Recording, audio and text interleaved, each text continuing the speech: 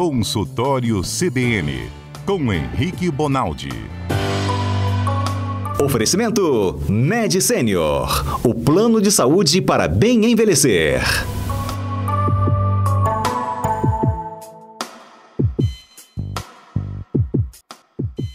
Doutor Henrique Bonaldi, boa tarde, bem-vindo por aqui. Ei, Johnny, tá bom? Vocês estão bem, gente? Tudo bem, Adalberto? Como é que vocês estão? Já que Mário tá aqui, né? Hoje, adorei. O doutor Henrique faz as honras da casa. Doutor Henrique, boa tarde. Mas ficou meio pra baixo esse Adalberto dele aí. Você sentiu, Johnny? Ah, senti. Faz de novo, doutor, pra ver se melhora. Adalberto! Agora eu gostei, doutor Henrique. Melhorou. Tá aprovado agora, Johnny? Tá aprovado. Doutor Henrique deve ficar surpreso, né? Quando ele entra no ar, não é o Mário, é o Johnny. Fala, hoje é o Johnny. Não, eu fico feliz, Johnny. Pô, eu gosto demais de você, cara. Eu também. Ô, Johnny, uma vez você contou sua história pra mim, não sei se você já contou pros ouvintes aí, como é que você veio parar em Vitória. É uma história iluminada, cara, maneiro. É verdade. Lembro até hoje. Dormi no busão, acordei aqui, doutor. Vê se pode, né? Nunca mais fui embora. É um lugar bom. E a Arantina perdeu um cidadão ilustre, né, doutor Henrique?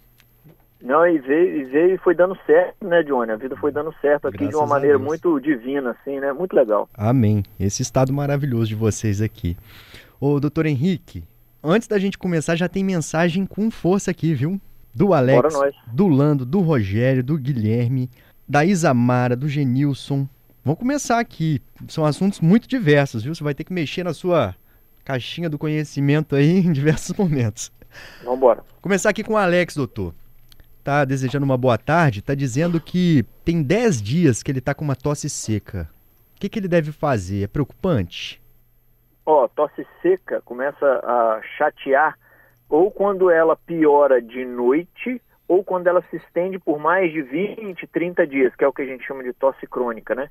Fora isso, pode ser um processo mais alérgico, pode ser um quadro de resfriado, que às vezes nem sempre o resfriado quer dizer ficar com o nariz entupido. Às vezes pode dar é tipo uma faringite viral mais simples. Então, a princípio, não. Agora, assim, eu tenho hipertensão, diabetes, sou fumante, já infartei, estou com tosse seca que piora à noite. Opa, cuidado, porque isso pode ser sinal de insuficiência cardíaca, pode ser sinal de um coração em falência, que ao deitar acaba, pela consequência de não conseguir bombear o sangue bem, acumula no pulmão, o pulmão dá essas tossezinhas secas. Ou então, por exemplo, estou com a tossezinha seca já tem uns 30, 40 dias. Opa, cuidado, que essa tosse pode significar algo diferente. Tosse crônica a gente tem que investigar. Mas assim, 10 dias, tosse seca, sem mais nada, respira fundo aí, toma um pouco mais de água do que deve para deixar as vias aéreas bem hidratadas, boas para aguentar o tranco que ela está aguentando aí, e isso deve passar. Lando tá falando o seguinte, infecção urinária é causada pela não ingestão de água regularmente? Ou por causa de segurar o xixi? Ou é acidez? O Johnny, pode ser duas dessas três coisas aí. A última coisa, a acidez ou deixar a urina mais básica tem mais a relação com o cálculo renal, né, que é pedra no rim, do que propriamente com infecção de urina. Mas infecção de urina é mais ou menos isso mesmo que a gente está falando. Em mulher, Johnny, a infecção de urina, em sua grandíssima maioria, é por causa do tamanho da uretra. A uretra da mulher, que é aquele caninho que leva da bexiga até o azulejo, vamos pensar assim, até o vaso sanitário, esse caninho ele é muito pequenininho. E aí, uma das proteções que a gente tem contra a infecção de urina é fazer xixi daquela bactéria que estava subindo. Aquela bactéria que estava na região da vulva, na região vaginal, e vai subindo pela uretra, você de tempos em tempos urinar, você vai jogando ela fora. E aí, um dos motivos para não acontecer isso é não tomar muita água, consequentemente fazer menos xixi. Eu faço esse washout, eu faço essa limpeza com menor frequência e a chance aumenta um pouquinho. Então, para mulheres com infecção de urina de repetição, a gente avisa elas, usa calça menos apertada, usa roupas mais leves, mantenha a higiene local, toma bastante água, não prenda a vontade de fazer xixi. O que você está falando para ela? Não abafar o local, que o abafado é danado para a proliferação da bactéria, a bactéria cresce mais em ambiente abafado e urina mais vezes, porque isso vai fazer limpar a uretra, que é curtinha. No homem, essa relação é um pouco menor, porque a uretra geralmente é um pouco maior. E aí essa preocupação é um pouquinho menor. Mas vale lembrar aqui, por último, que eu acabo falando demais, a questão de ingesta hídrica, de ingesta de água, ela não tem relação só com infecção de urina. Ela tem relação com preservação do seu rim. Você não vai parar na diálise, lá na máquina da diálise, quanto melhor você tratar seu rim. E além de tratar rins bem, não ter diabetes, não ter pressão alta, é manter-se hidratado. Manter o rim funcionando é um jeito de fazer ele continuar funcionando. E mais do que isso, manter o bem-estar geral como um todo, né? Seu coração bem vascularizado, seu cérebro bem vascularizado, sua pele boa, sua mucosa boa, seu intestino funcionando bem, suas fezes do jeito adequado, é água. Então tomar água faz parte da vida, senhor. E aí, só para lembrar do cálculo, é mais ou menos 2 litros, 2,5 litros para um indivíduo de 70 quilos. Olha, é bom tomar água, tem que beber água, gente, porque senão faz pedrinhas no rim e aí não é legal. E o doutor Henrique já até explicou pra gente aqui, né, Johnny, assim, que se a gente está sentindo, quando a gente sente sede, já tem algo de errado, né, doutor Henrique? Não pode nem sentir sede. Exato, o ideal é nem sentir sede, o ideal é a gente fazer aquele xixi assim, eu trabalho 8 horas, eu faço 2, 3 xixi de manhã, 2, 3 xixi de tarde, é isso aí, esse é o ideal, com aquele xixi mais clarinho, né? Tem gente, Johnny, que eu servi o exército, né? No exército a gente fazia uma atividade de campo que você ficava sob condições adversas, assim. Você não faz o campo deitado comendo churrasco, você faz o campo apanhando, é assim mesmo, faz parte do treinamento do exército. E aí, em determinado momento desse treinamento, você estava tão desidratado e fazendo tanta atividade física que a urina saía cor de vermelho, assim, saía cor de laranja. E tem gente que habitualmente, quando vai no banheiro, mesmo fazendo xixi no vaso, que tem aquela quantidade de água limpa ali, o xixi está extremamente amarelo. Então, quer dizer, você diluiu o xixi lá na água e ele ainda está amarelo. Então, para quem está me escutando e está fazendo isso, saiba que seu corpo está torcendo você igual torce pano de chão para conseguir tirar alguma água dele no xixi. Então, você precisa se hidratar. O xixi ele tem que sair clarinho. Essa é a melhor maneira de identificar que você está hidratado. Eduardo fala o seguinte: meus pés gelados e queimando ao mesmo tempo. Quase não tenho conseguido usar tênis. Estranho. Ele diz que está gelado e aquela queimação, doutor. Ô Johnny, isso aí pode ser de insuficiência vascular, que a gente chama, né? Indivíduos que têm os vasos dos pés e das pernas obstruídos, e isso é danado para acontecer isso, até obstrução venosa, que são os vasos que voltam o sangue para o coração, das pernas para o coração, também obstruídos, ou isso pode ser um negócio chamado neuropatia, que nada mais é do que doença dos nervos. E se isso estiver acontecendo, precisa dar diagnóstico de por que ele tem a neuropatia. Algumas doenças no mundo dão neuropatia. Uma delas, e mais comum de se ver, é diabetes. Diabetes é danado para dar essas sensações, então não sei se ele é um diabético, mas está na hora de procurar ajuda. E, Johnny, pior de tudo, tem gente que descobre a diabetes já por causa dessas alterações, que são alterações esperadas para depois de 5, 10, 15 anos de doença. Aí o cara não faz acompanhamento, nunca mediu a glicose, ele descobriu, ele entrou na diabetes em 2012 e em 2025 ele vai descobrir porque ele não sabia nem que ele era diabético. Então, para o que você está fazendo, homem, vai lá no posto de saúde e avisa que você está sentindo isso, deixa a médica do posto ou um clínico geral passar o olho em você e determinar para que especialidade que você deve ir. Doutor, o pé muda de cor, fica diferente, incha, quando é algum problema? O senhor falou da primeira, uma das opções aí seria um problema no coração, é isso, de circulação? Isso. É mais ou menos assim, existe um fenômeno chamado cerulea albicans, que nada mais é do que a redução da coloração do membro, que é obstrução arterial. Quando eu obstruo a artéria, chama artéria, né, porque leva ar no bom sentido, assim, leva oxigênio do coração para o membro, e quando eu obstruo esse vaso vai perder a coloração vermelha, ele vai ficar todo esbranquiçado. E, aliás, Johnny, não só fica esbranquiçado, como ele fica meio com a cara meio moribunda, assim, sabe? Ele fica meio sem vitalidade. Ao contrário, quando eu obstruo quem traz do membro para o coração, que são as veias, geralmente o que eu tenho é mais inchaço. Eu fico mais inchado, esse inchaço é um inchaço mais endurecido, Esse inchaço, inclusive, quando ele é muito crônico, ele altera a coloração da pele, a gente chama de dermatite ocre, fica uma pele meio russa, meio acinzentada, às vezes tem até pilorarificação, que nada mais é do que a queda dos pelos da pele da perna, então isso vai acontecendo.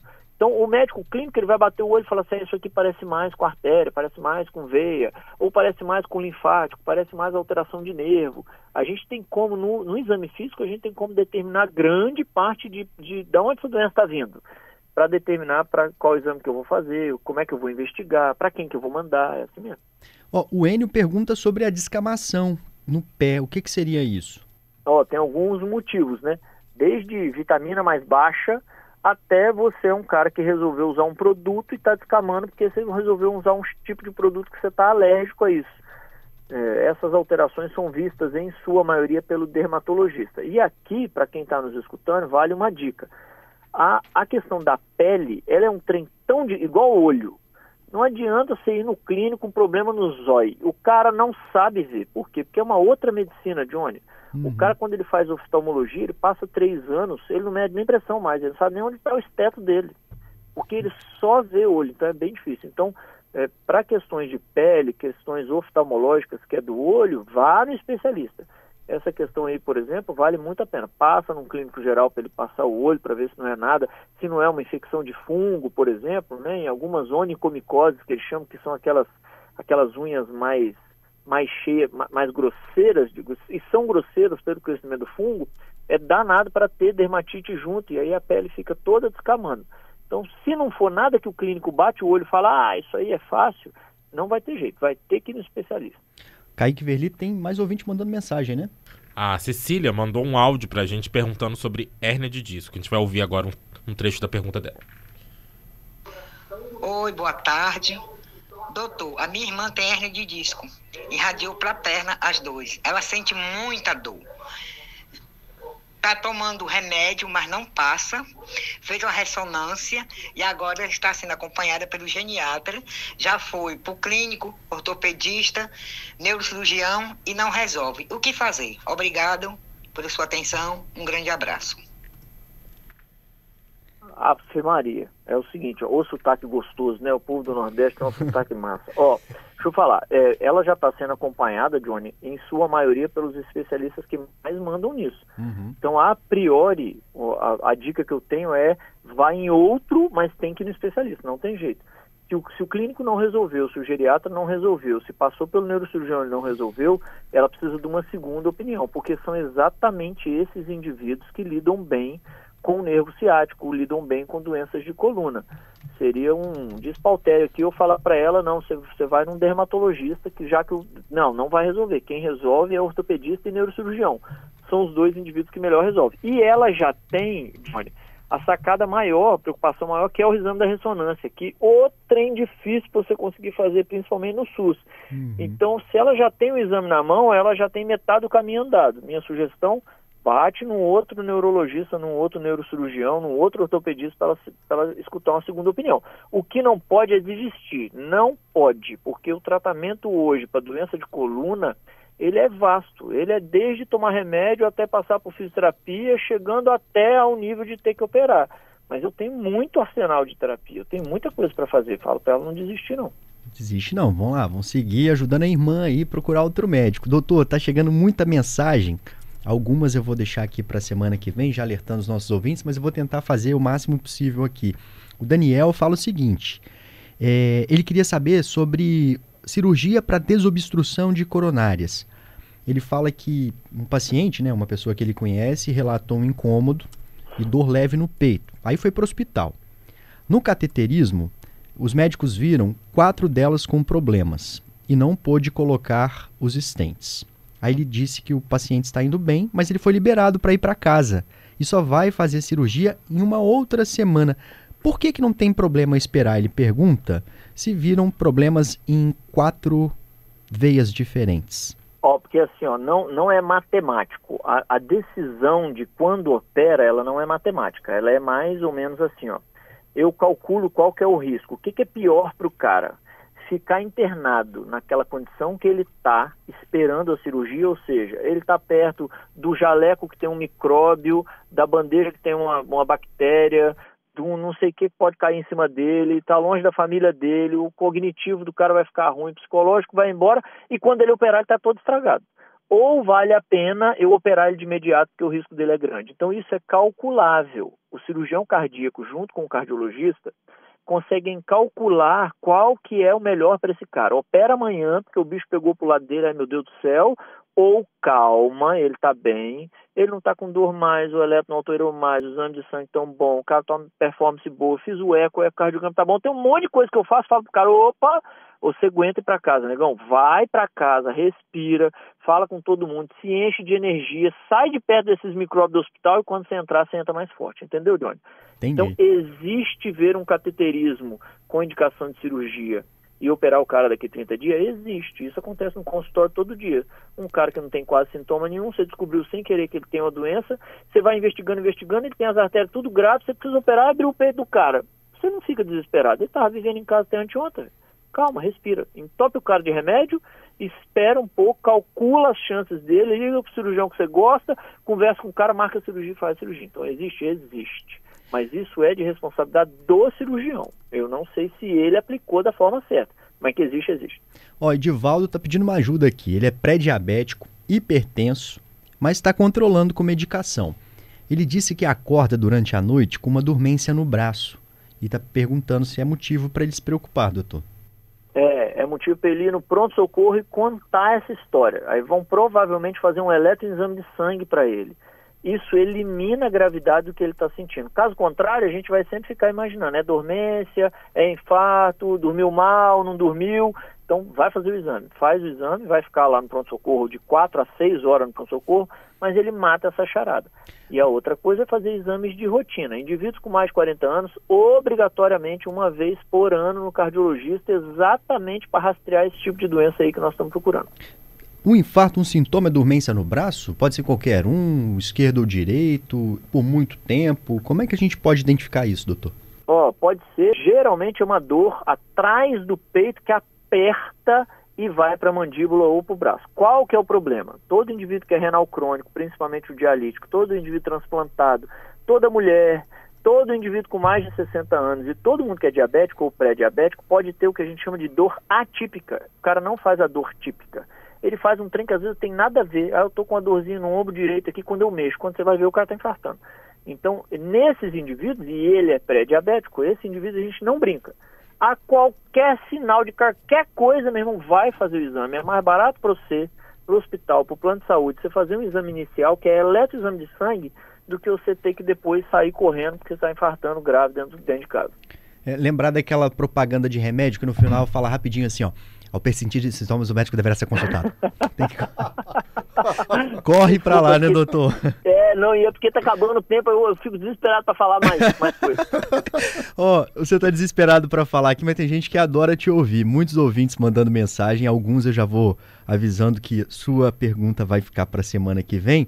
Você elogiou aqui o sotaque da Cecília, né, que perguntou sobre a hérnia da irmã.